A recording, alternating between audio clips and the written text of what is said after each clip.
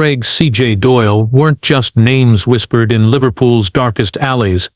They were the masterminds and foot soldiers of a criminal empire that ruled the city's drug trade through fear, cunning, and ruthless precision. Behind their shadows lay a network so vast and secretive, it reshaped the underworld forever. This is the untold story of the Syndicate, Liverpool's forgotten drug lords who paved the way for today's gangs.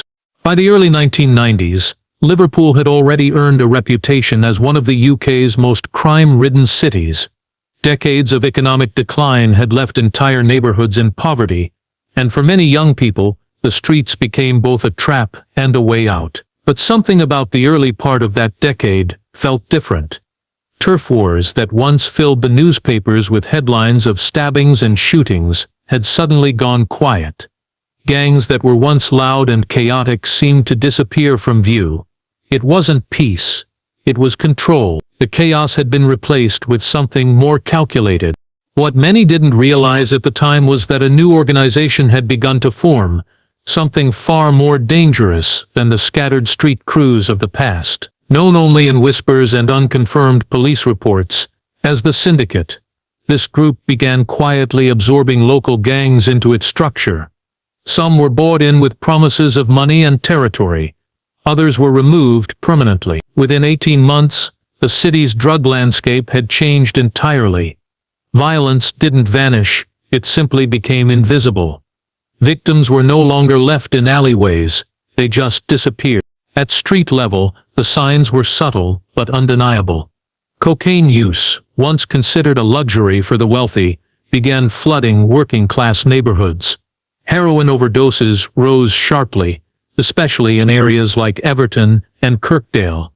The supply was cleaner, cheaper, and more consistent. Police noticed a strange pattern. Despite a drop in reported gang activity, drug-related deaths were climbing fast. Something wasn't adding up. Behind the scenes, former gang leaders who had long battled each other for scraps were now answering to a single chain of command. Money started flowing through businesses that had never seemed legitimate in the first place. Car washes with no customers, corner shops open all night with no stock changes, new takeaways popping up in abandoned lots. People started asking fewer questions. Those who did speak up, residents, small-time dealers, who refused to cooperate, even local journalists, found themselves suddenly quiet. Some left town, some stopped writing, and some, according to rumor, never made it home at all. The streets of Liverpool were quieter, but the silence was misleading. Underneath the surface, a machine was being built, one designed not for survival but domination. The gangs hadn't disappeared, they had evolved. Liverpool's docks had long been a symbol of the city's industrial strength, but by the 1990s they had become something else entirely, a gateway for illegal trade. As global shipping expanded, so did the blind spots in port security. The Syndicate quickly recognized the opportunity. They didn't just use the docks, they took control of them from the inside out. With bribes, threats, and manipulation, they turned dockworkers, crane operators, and customs staff into willing participants or silent bystanders. Every container became a potential gold mine, every shipment a cover story. The key to their operation was simplicity disguised as complexity. Cocaine, sourced directly from South American cartels, would arrive hidden in crates of everyday goods. Frozen fish, coffee beans, textiles, even furniture. The Syndicate invested in front companies to receive the shipments, ensuring the paperwork matched. The drugs were packed with such precision that sniffer dogs often failed to detect them. Some containers even featured false walls, or hidden compartments built in collaboration with corrupt manufacturers abroad. Once the shipments cleared the port, they were quickly moved to safe houses and distribution points across the northwest. Some went directly into Liverpool's streets. Others were broken down and trafficked across the UK to Manchester, Birmingham, London, and even Scotland. The docks had become the Syndicate's heartbeat, pumping narcotics through a network that operated like a well-oiled machine. They were meticulous in avoiding patterns. No two shipments followed the same route. Vehicles used for transportation were burned within 24 hours. Drivers never knew the full path. only the next destination. Even the money trail was layered. Cash was laundered through construction firms, car dealerships, and overseas real estate. The system left investigators frustrated and months behind at every turn. The police knew drugs were pouring through the city's port, but they couldn't pin it down. Every raid seemed to come up empty, as if the criminals were one step ahead. In reality, they were.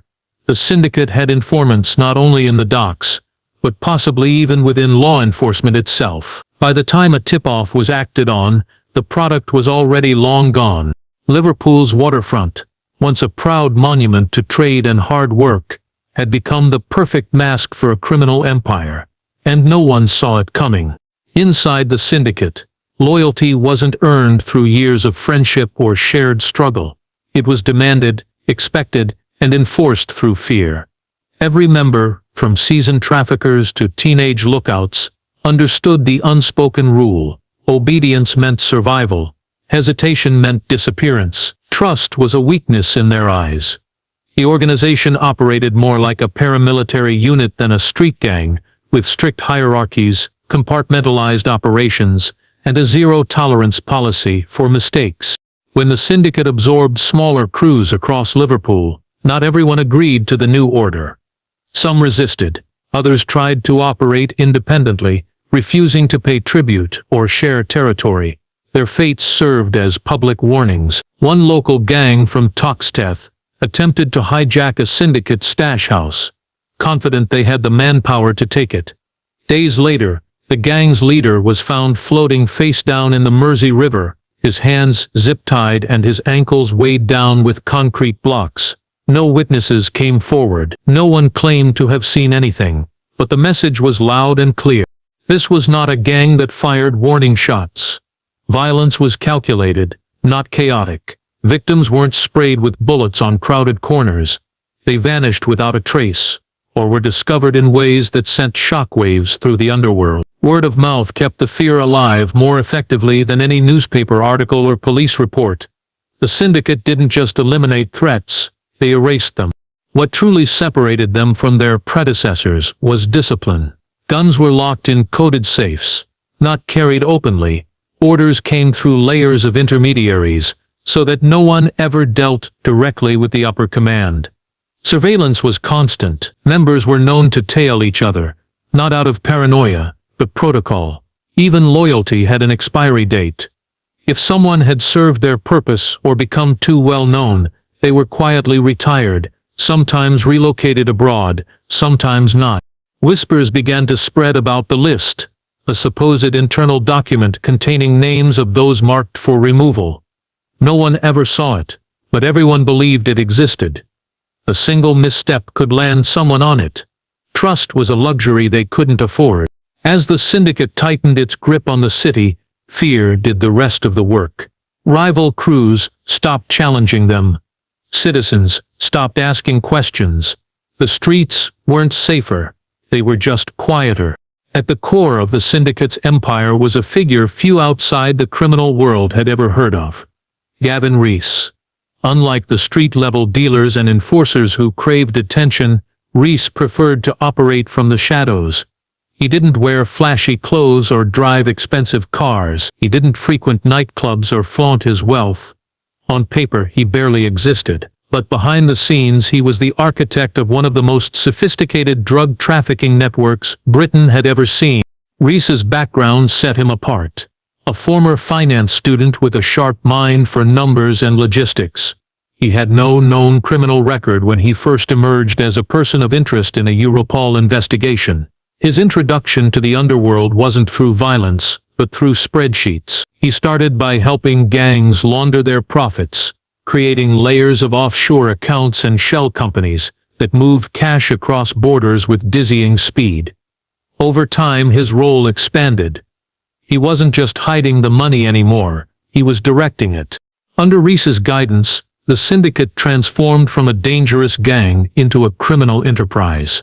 He structured their finances like a corporation, complete with budgets, investments, and contingency plans. Drug money was funneled through seemingly legitimate businesses, car dealerships, haulage firms, real estate holdings, and even charitable organizations.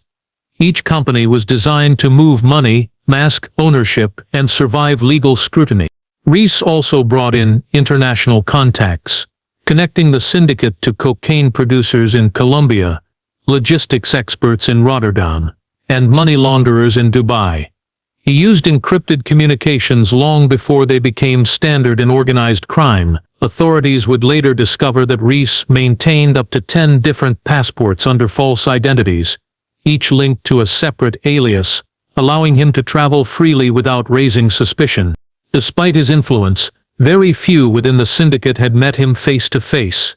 Orders came down through trusted intermediaries, often with coded language and pre-arranged signals. If something went wrong, Reese was always 3 steps removed. His genius wasn't in brutality, it was in invisibility. To law enforcement, he was a ghost.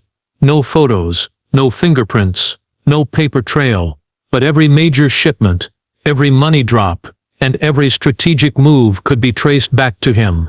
Gavin Reese was the brain behind the empire, calculating, untouchable and always watching. What made the syndicate truly dangerous wasn't just their control over Liverpool, it was how far their influence reached beyond it. Under Gavin Reese's direction, the organization evolved into an international operation, stretching its network across Europe and into South America. They didn't just distribute cocaine, they owned the pipeline from origin to street, and their presence became known among other major crime syndicates who respected their efficiency and ruthlessness. Spain became their first foreign stronghold. Along the sun-drenched Costa del Sol, where British expats mixed freely with local traffickers, the syndicate set up safe houses and invested in property. Marbella, in particular, served as a neutral zone, where deals were made over drinks and backroom meetings. Through Spanish intermediaries they linked with Colombian suppliers, securing consistent access to high-purity cocaine shipped through West African routes and the Canary Islands. These shipments would then be rerouted to ports like Rotterdam, Antwerp, and occasionally back to Liverpool. In Italy, they developed ties with mid-level brokers connected to the 'Ndrangheta, one of the most powerful mafia groups in Europe. While the syndicate never fully integrated with traditional mafia structures, they learned from them. They adopted similar codes of silence, methods of punishment, and layered leadership systems that made infiltration nearly impossible. These alliances weren't built on trust, but on mutual benefit. The syndicate provided a steady flow of product and logistics expertise. In return, they gained access to new markets and protection across borders. Back home, this growing network meant that their product was always a step ahead of competitors. While other gangs dealt with unreliable sources and police surveillance, the syndicate flooded cities with pure, cheaper cocaine delivered on schedule. Their reputation spread from Glasgow to London, not through media headlines but through whispers in nightclubs, prison yards, and backroom betting shops. To facilitate this reach, they employed former military personnel as couriers and security men trained to follow orders without question. These operatives used private planes, encrypted phones, and even diplomatic contacts to move drugs and cash discreetly. No job was too risky if the reward justified it. The syndicate was no longer just a Liverpool problem. It had become a European force, one that law enforcement agencies struggled to track, let alone dismantle. Their network was vast, their methods clinical, and their ambition limitless. But names of shell companies in the UK, and even partial addresses of syndicate stash houses across Europe. What made him especially valuable was his knowledge of the people behind the operation, not just the street soldiers, but those running the show. His cooperation was kept secret. Only a handful of senior law enforcement officials knew he was talking. Plans were made to transfer him back to the UK under protection. The goal was clear: use his testimony to strike at the top. But then, just days before his scheduled return, CJ was found dead in his prison cell. The official report called it suicide, hanging with a bedsheet, but questions quickly followed. Security footage from the prison wing was missing for a critical window of time. No guards reported seeing anything unusual, yet fellow inmates claimed there had been a lockdown that night. One prisoner even claimed CJ had warned that they know I'm talking. Whatever the truth, the message was received loud and clear. The syndicate's reach extended beyond borders, beyond bars, and beyond fear. No betrayal would be tolerated. Not even one kept behind locked doors. In 2003, after years of frustration and failed investigations, law enforcement launched the most ambitious operation ever mounted against the syndicate. Codenamed Operation Crimson Tide, it brought together Merseyside Police, MI5, Europol, and customs agencies from 5 countries. The objective was simple but dangerous: bring down the syndicate's leadership, sever their supply lines, and dismantle the network from top to bottom. What made this operation different wasn't just the scale, it was the intelligence. Thanks to fragmented tips, wiretaps, financial records, and scattered witness testimonies, investigators had finally started to see the shape of the organization. They mapped out routes from South America to Africa, traced shipments through ports in Belgium and the Netherlands, and identified front companies used to launder drug money through British banks. Every piece of evidence pointed to something far more sophisticated than a local gang. This was organized crime on a global scale. Over the course of a single week, coordinated raids were carried out in Liverpool, Manchester, Marbella, Milan, and Rotterdam.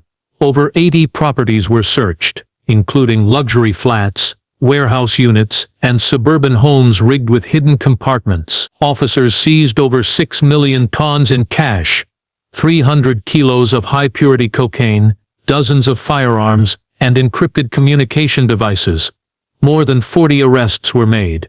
The operation was declared a success, splashed across national headlines as a major blow to international drug trafficking. But there was one glaring absence: Gavin Rees. The man believed to be the syndicate's architect was nowhere to be found. None of the arrested individuals could or would give up his location. His homes were empty.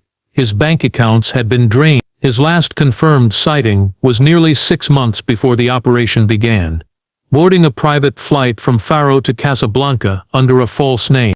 What investigators did recover were encrypted digital ledgers, revealing not only the flow of drug money, but also connections to offshore firms, property portfolios in Eastern Europe, and unexplained payments to individuals believed to be public officials.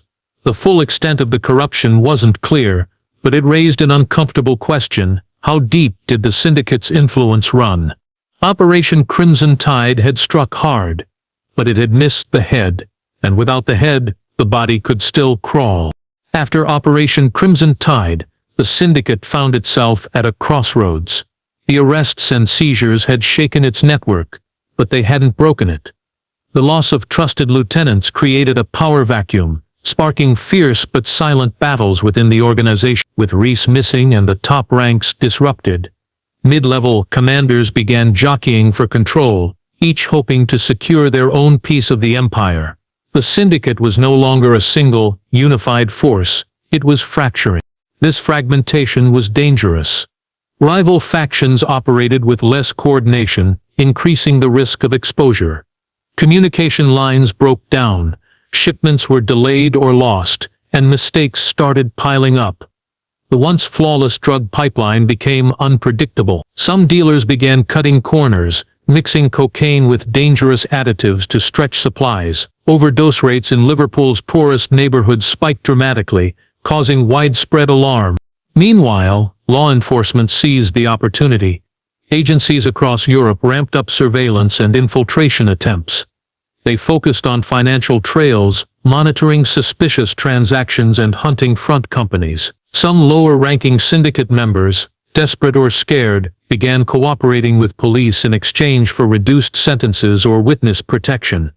The syndicate's code of silence was weakening. At the same time, new players emerged on the streets.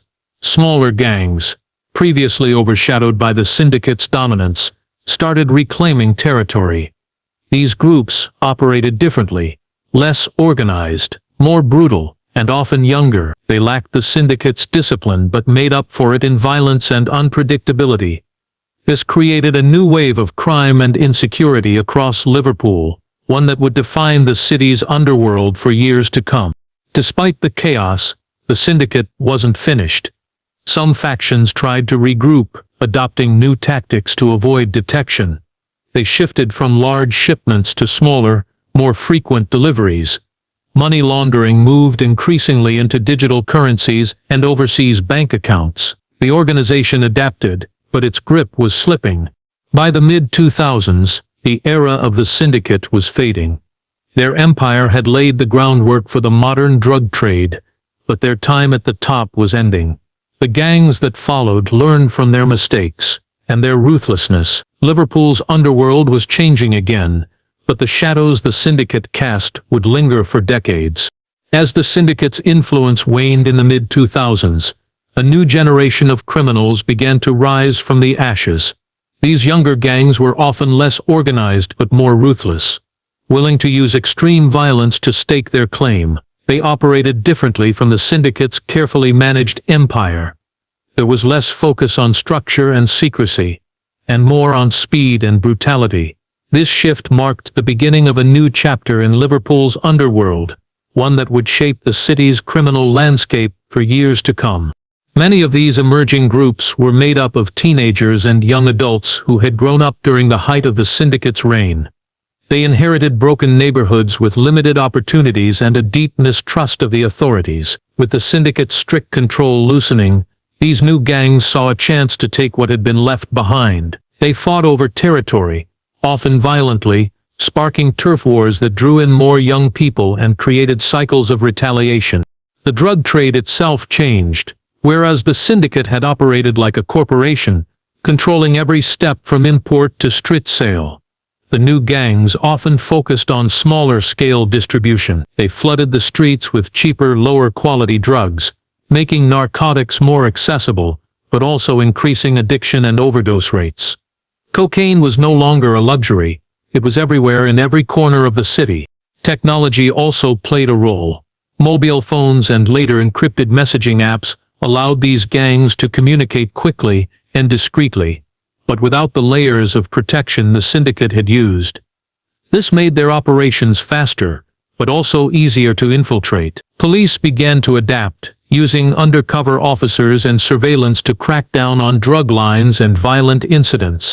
Despite their differences, the new gangs owed much to the Syndicate's legacy. The routes, contacts, and money laundering methods established in the 1990s and early 2000s, had not disappeared. They were repurposed and rebuilt. The Syndicate's shadow lingered in the background, a reminder of the empire that once controlled Liverpool's streets and how its fall reshaped the city's criminal world. The gangs of Liverpool had changed, but the cycle of crime, fear, and survival continued, setting the stage for the networks that operate today. Today, the legacy of the Syndicate remains woven deep into Liverpool's criminal fabric. While the original organization has long since faded, its impact can still be seen in the city's ongoing struggles with drug trafficking, violence, and corruption. Modern gangs operate differently, more fragmented, often younger, and connected through technology, but many of their tactics and networks trace back to the foundations laid by the Syndicate decades ago. Law enforcement continues to battle these groups, adapting strategies that balance community engagement with intelligence-led operations. The lessons learned from the Syndicate's era about the importance of targeting financial flows, disrupting supply chains, and breaking the cycle of fear have shaped policing in Liverpool and beyond. However, the scale and complexity of drug networks today remain daunting. Technology plays a dual role. Encrypted messaging apps and social media provide tools for criminals to organize swiftly, but they also offer law enforcement new ways to gather evidence. Digital footprints have become just as important as physical ones, and agencies have invested heavily in cyber capabilities. Still, the cat-and-mouse game continues, with new tactics emerging on both sides. Social factors that contributed to the rise of the Syndicate still exist. Many neighborhoods affected by poverty, unemployment, and lack of opportunity remain vulnerable to exploitation by gangs. Efforts to improve education, housing, and support services are ongoing, but the cycle of crime and addiction proves difficult to break. The lure of fast money and status keeps many young people trapped in the dangerous world of drugs and violence.